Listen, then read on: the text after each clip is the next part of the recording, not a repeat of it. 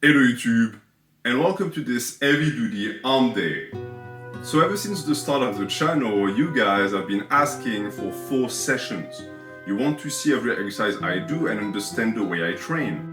And it only took 3 years, but we're finally there, meaning that I'm starting a series where I will be recording my 4 sessions, and I'm going to explain in length my methodology and my approach to hypertrophy and bodybuilding. Now, this is going to be a bit special in the sense that it's not going to be what you're used to. It's not going to be perfect lighting. I'm not going to take the perfect angles. All of that I leave to Instagram influencers. What matters to me is to teach you guys new things. Only 2 weeks ago, I think, I released training footage where I was in the forest, and it was sort of like a test for me to see what you guys liked and didn't like.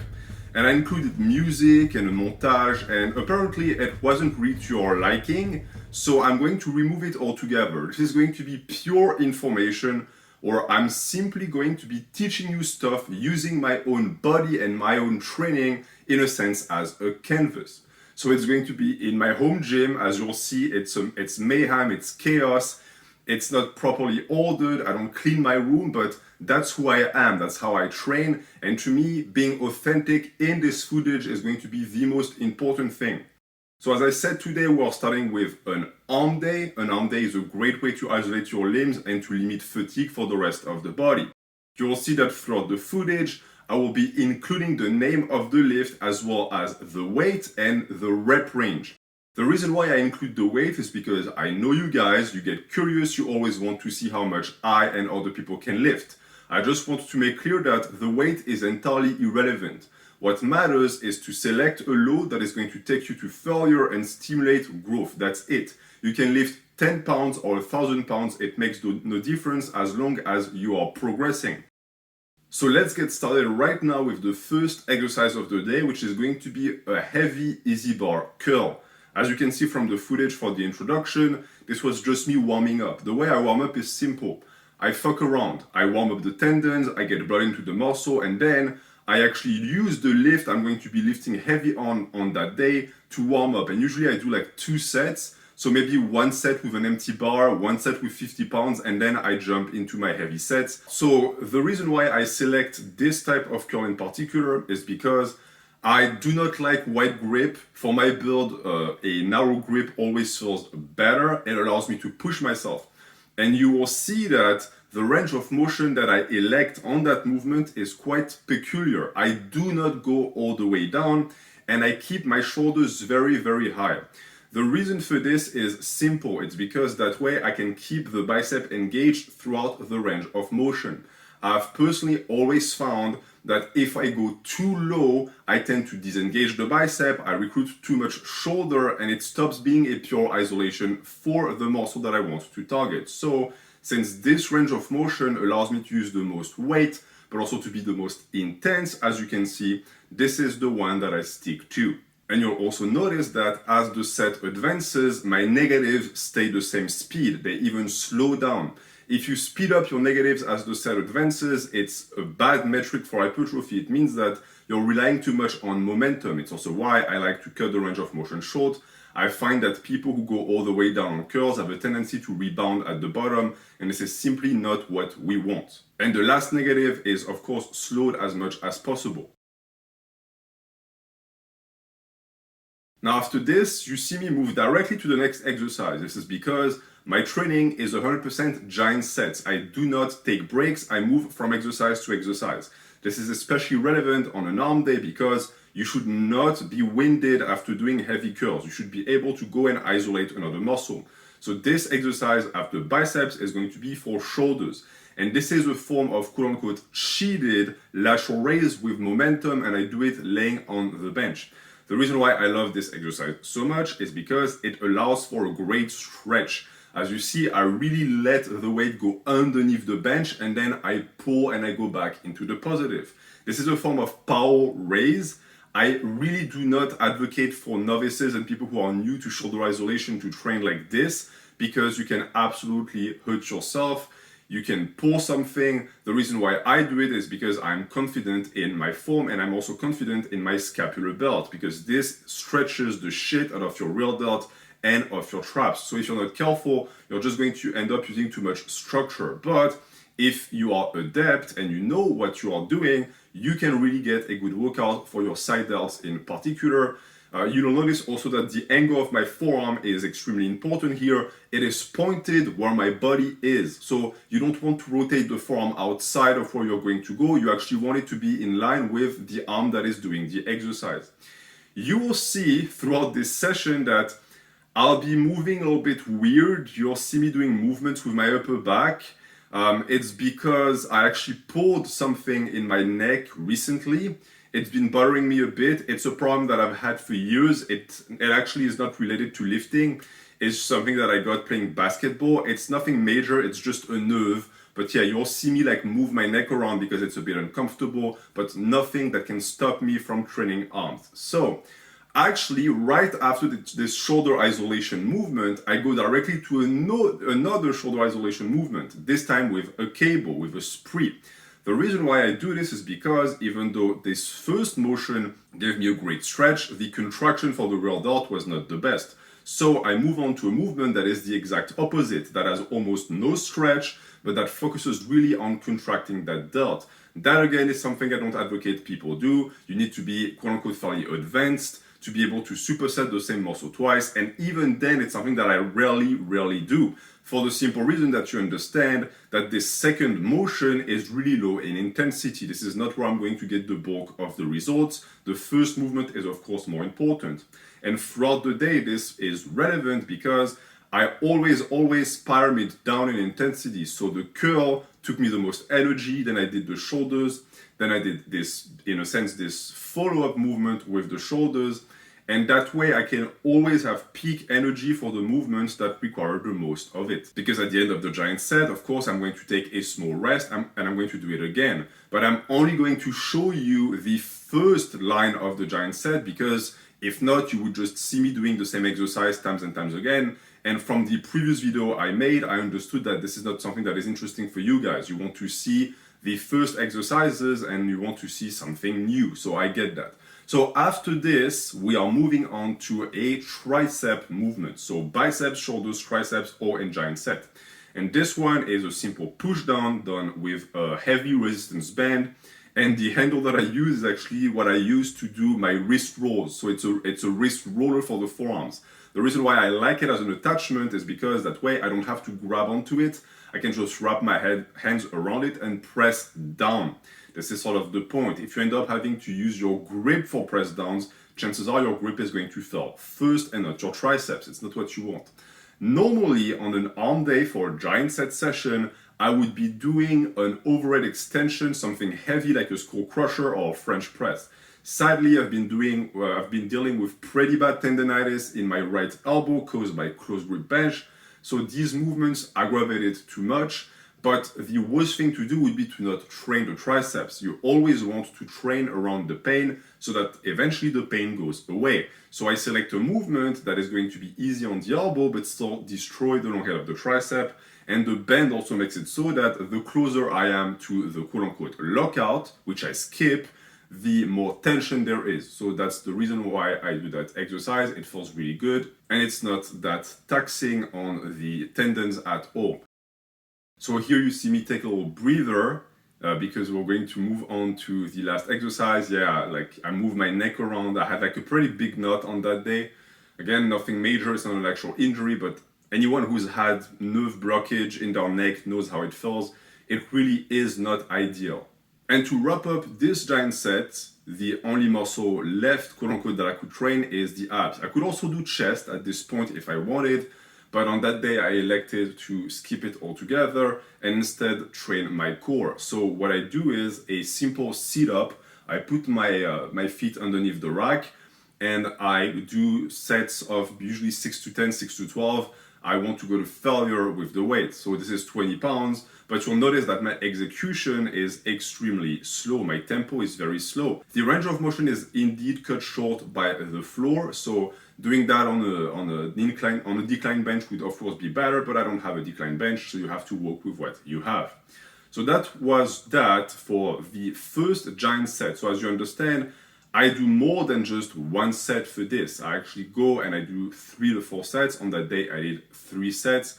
And it's just that cycle that you just saw. I do these 4 exercises, I take a breather for 2 minutes, and then I start again.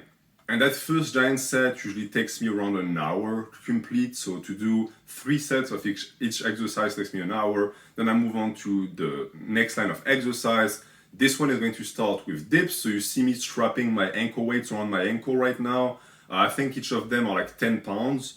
So yeah, it's an additional weight that I use for the dips. It's not that much, and I'm starting to really max out this weight. So I'm going to very soon move on to a belt to be able to do actually weighted dips with much more weight.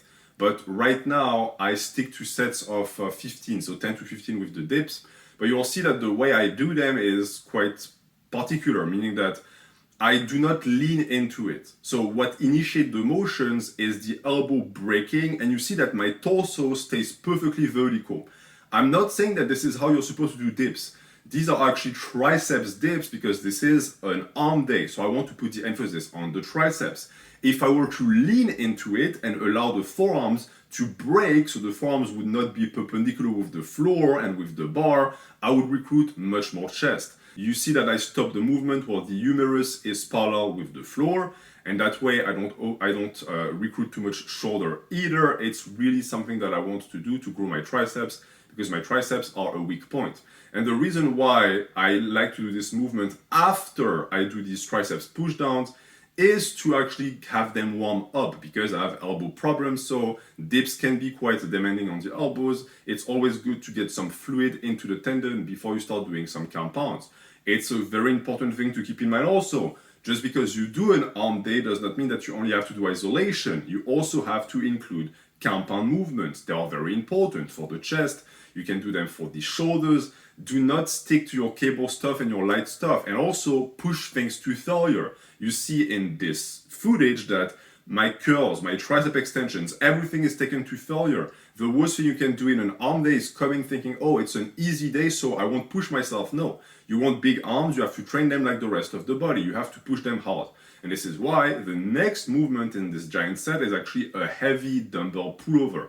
And I'm including the portion where I actually get into position, because in my pullover video, I had people ask me, hey, how do you even get in position with heavy pullovers? Well, that's how. You grab the dumbbell with one hand, you sit down on the bench in that position, then you just lean into it by holding the dumbbell with the other hand. It's really, really that simple. And the reason why I include a pullover is because an arm day can include, and actually should include, some upper back work, and a pullover is a great motion for the long head of the tricep and the upper back and the lats in particular. You see here that my neck is cranked all the way to one side, and that's for the reason I said previously, is because I hurt my neck. So naturally, without even realizing it, to compensate for the pain, I leaned on the side that was the weakest. It looks weird, and it's not something that I would actually want you guys to do. It's not good form, but it is what it is. On that day, it did not impact me too much. You see that my range of motion is limited, so I do not go into a full extension of the shoulder, because if you do that, you're going to disengage the lats. Many people complain with the pullovers that they feel their shoulders too much, they get hurt in their shoulder joint. That is why. It's because you're not using your muscles properly. So this is the way to go about doing pullovers. And to dismount, just like with the initial movement, it's quite easy. You just move onto the side and you dump the dumbbell on the side, and that is that. Now, for the pullover, doing dips and pullover back to back can be a bit, in a sense, too demanding for your chest, because the pullovers does stretch the chest. For me, I'm more advanced, so it's something that I'm absolutely comfortable with, but it can be maybe counterproductive if you are not at that level yet. So think about these things. Even for me, the double stretch of the dips and the pullovers left me with a pretty big soreness in my upper chest. Nothing that I can handle, but it is the testimony of the fact that yes, the muscle actually did get tired, even though neither of these movements are chest movements. The tricep dips and the pullovers don't target the chest directly, but the muscle still has to work. And so it's something to keep in mind when you giant set. So after this pullover, I decided to do some more upper back and shoulder isolation, rear delt in particular, and I do that by doing some rear delt rows. The way I do them personally is with a rope, because I found that the rope allows for more range of motion, especially at the top. However, you see that I don't exaggerate the movement. Actually, the way I recommend that you guys do the movement is with the following cue. You want your inner forearm to be flush with your bicep. By doing that, you're going to get a good contraction of the rear delt at the top, but you're not going to get into the habit of overextending by trying to push your elbow out as far as possible, like I see some people do. This is personally the way that I do them to not get hurt. So I recommend you try as well. And the good thing with the rope as well is that you can pick your grip. The problem with the dumbbell would be that you are limited because you are going to have to adapt to the material. Here it's a rope, so you can rotate your wrist as much as you want and the weight will simply rotate with the rope. So this is a great movement of isolation. It does still hit the upper back, but you can never get too much upper back, especially on a day where I only really did pullovers, and pullovers are for the lats, so I was still very fresh in that area. And you notice also that the tempo is very slow and controlled. It's explosive at the top, but the rest of the time, I allow the weight to stretch the rear delt as much as possible. This is how you get the most out of the least weight in bodybuilding. And you see that after the giant set, I take my time to move on to the next exercise. That is because it's not a sprint. The giant set saves you already so much time that you don't have to rush yourself.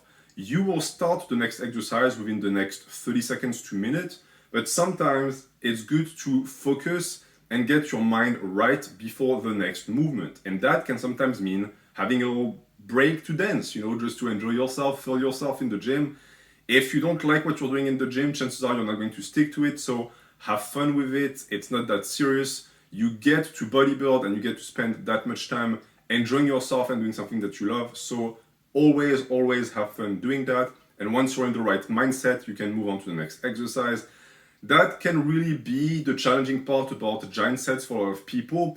It's not the demands on the body, it's not that you'll get winded, it's that you'll have a tough time moving from exercise to exercise and always getting ready to push yourself.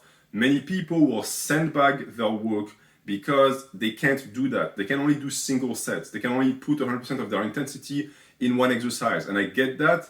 But if you want to access the magic of supersets and giant sets, you have to train yourself to be able to refocus and then move on. So that's what you see me doing here. I'm refocusing. Okay, I just trained shoulders, I did some dips, whatever. Right now, I'm going to move on to something else. Another muscle is going to get destroyed. And that muscle is going to be the bicep. The secondary movement for the day is going to be a bicep movement on the preacher curl that is biased towards the pronator and towards the brachioradialis. So I will be doing it with a hammer curl grip. And I do it with a towel because I find that the towel is really superior because it allows for more flexibility of the wrist and the dumbbell doesn't run into my head, so I can really get the squeeze at the top. I really recommend this variation of the preacher curl for people who want bigger forearms. It is S tier, it is beautiful, and you can grind like a motherfucker. You see that my range of motion is slightly below parallel, so my forearm is slightly below parallel with the floor. I do not go deeper than that because to me it is a waste of time. You don't want to overextend the tendon, you want to keep the tension on the bicep. And at the end of the motion, I lean back to get that last rep. The preacher curl is beautiful because it really allows you to grind like nothing else because you can really put 100% of the intensity on the arm that you are working, which is why single arm work to me is so important if you want massive biceps and massive forearms. Once again, the tempo is slow and controlled, especially on the negative. You are the one moving the weight, it's not the weight that is moving you. You want to truly squeeze every single last drop of hypertrophy you can from the weight you're using. I think that here I'm using 45 pounds. It actually is quite heavy for that exercise. Most people will not be able to handle that. But I could go heavier if I went faster, but that's simply not the point. And that is that for that day. This was the end of the second line of giant sets. I did 3 sets also, but I won't show you the rest of the sets because now you see every exercise I did for that day. You also get a bit of a flex session. So my forearms have really improved in the past 6 months, and it's purely due to isolation. I need them to catch up to the upper arm because the upper arm is much bigger. I mean, it's massive.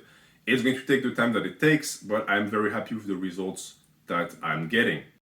And this is going to conclude this heavy duty arm day. So as I said, I'm going to keep posting my training. This is the first episode of the series. I want to post maybe 2 to 3 episodes per month. Good thing being that my program is extremely flexible. I have a lot of lifts and variations. So every single day is going to be entirely different, but all of them will be in a giant set as well, so the format is going to stay relatively similar. Right now on your screen, you should be seeing the 4-day in writing for those of you who struggle to follow by just listening to my voice. As you see, it's nothing crazy complicated.